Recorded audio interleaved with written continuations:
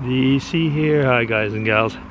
Well, hoping you're all well. Today is Thursday and I'm walking home from work. Just past over there was the playground with lots of kids, but it's part of my habit not to make videos in the sections where there's all the kids. You know, I don't know, if I was a parent, I don't know, as I've said many times before, wouldn't be so keen on, you know, seeing this old guy walking around with a camera, unless he's taking pictures of his grandchildren, which is a different thing.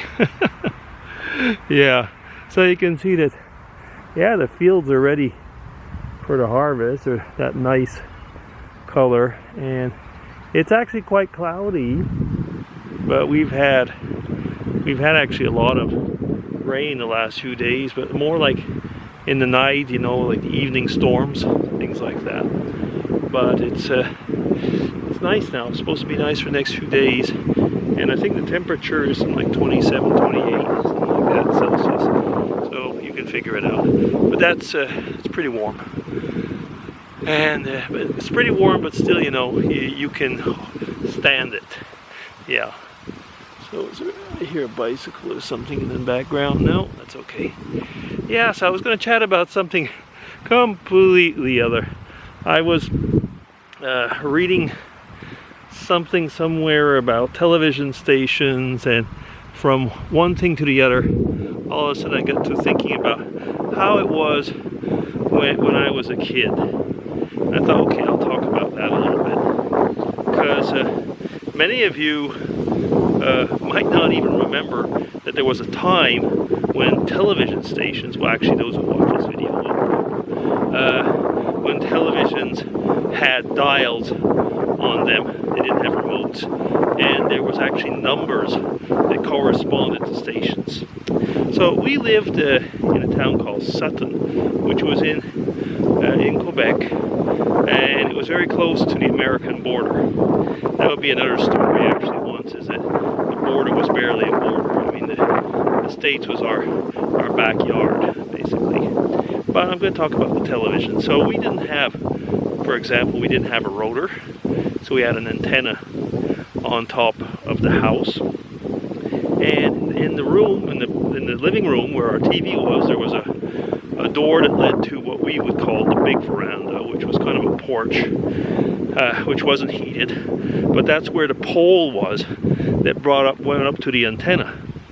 So depending on the station, we would go out and move it. And of course, if it was windy, it would move back sometimes on its own. So you can see we'd have a game, or sometimes we'd have to kind of like go back every now and then and wiggle it, we could almost say. And you know, the thing is that the way weather was dependent, sometimes there'd be days where all of a sudden the TV station just wouldn't be as good. So as everybody then, we probably bought a TV guide, and we knew what we wanted to watch. And we didn't have video, I mean, we didn't have any VHS or possibility, you know, to replay and stuff like that. So it was like, watch it now, or, you know, forever hold your peace. There were rarely reruns in that respect of the shows that we were watching. Okay, so that was one thing, you know. I mean, I guess a lot of you have known that. So what did we have for stations? Well, actually, when I think about it, it was pretty incredible when I think of the reach. Now, we had on number 2 was, yes, number 2. Number 2 was the French Radio Canada, which was in Montreal. Number 3 was Burlington, it was the CBS. There was no number 4. Number 5 was Plattsburgh, it was NBC. Number 6 was CBC English speaking. Number 7 was it was TVA in Sherbrooke, which is a Quebec station, a private owned station. Number 8 was Poland Springs, Maine, ABC. Poland Springs, Maine. That was far off, and we got it up pretty well all the time, really good, and it had a lot of old movies. We used to like that one then. I don't know how ABC would be now. 9 was CBC in Sherbrooke. That didn't come in very well, strangely enough, compared to number 8. Number 10, that was Channel 10 in Montreal, TVA, which was like the 7. Then there was no 11, and there was 12, which was CFCF in Montreal, was English speaking. Now, our first television, that was it. Then later on, they bought a television with something called the UHF stations. Is that how we used to call them? Yeah, UHF. And I can imagine again that most people are saying, what are you talking about? Well, those were the other stations that we were like, there was channel 33. That's the only one that 22 and 33 in the beginning. 22 was, oh goodness, I think it was a bit like an ABC station. And 33 was, 33 I'm certain was PBS. So yeah, we had those, and later on came other stations which took over. And of course now in today's world, nobody knows about channel 2 and channel 3 and so on, because televisions just aren't made like that anymore. You go and search for the station, and usually if you got the cable or whatever, I mean, they're already there, so to say, and you're the one that can put them in the order that you want.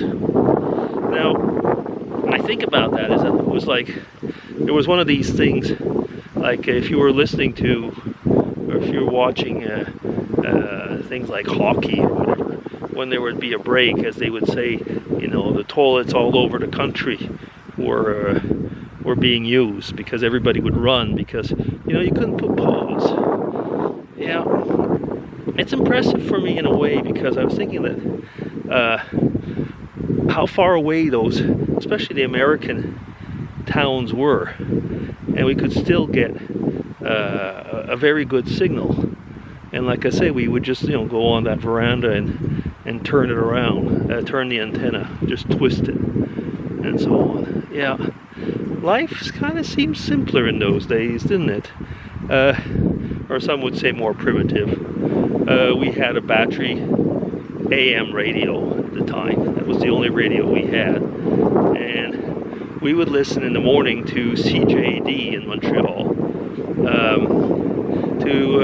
Especially when in the winter, you know, we'd like to know, is there a, I'm just seeing what time, yeah, okay.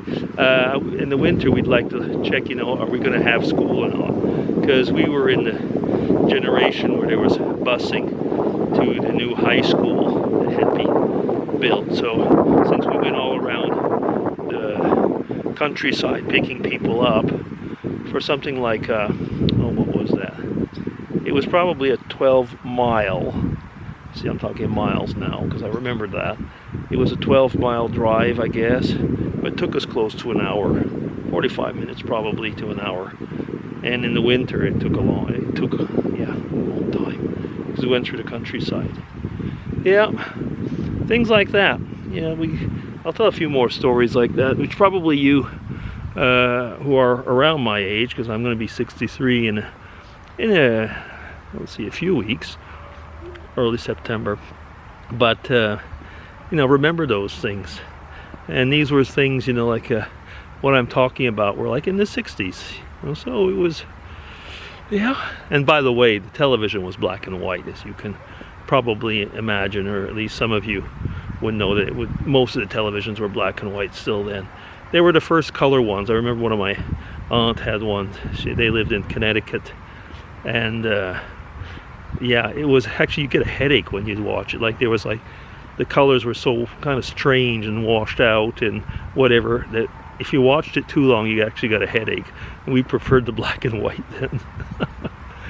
Okay, well, I guess that's just about it for now. I was just talking about television. And you know something? The other thing is that TV shows, at least as far as I'm concerned, were just so much better. They were, yeah.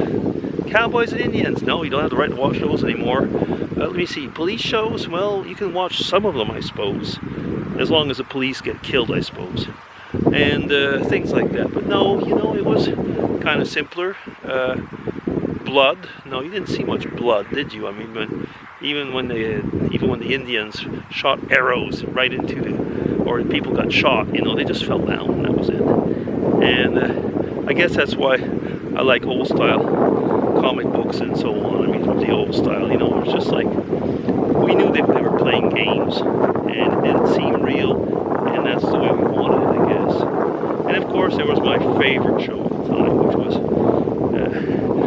well, it was the Andy Griffith Show. Yeah, I really liked that show. Liked it a lot. But you know, it was other times. Okay, I guess nostalgia was kicking in. So that'll be DC. I'm signing off, and hope you're all well. Take care. I've just been walking along this ways. There's the hospital, which is over there. And as far as I know, we don't have any new cases, but that's good. Because we do have a few new of these stupid virus cases in the country. There's a few more this past week. I don't know if we could call it the beginning of the second wave, or people are just being less careful. But anyway, I didn't want to talk about that. So, DC will be signing off. Take care, everybody. Bye-bye.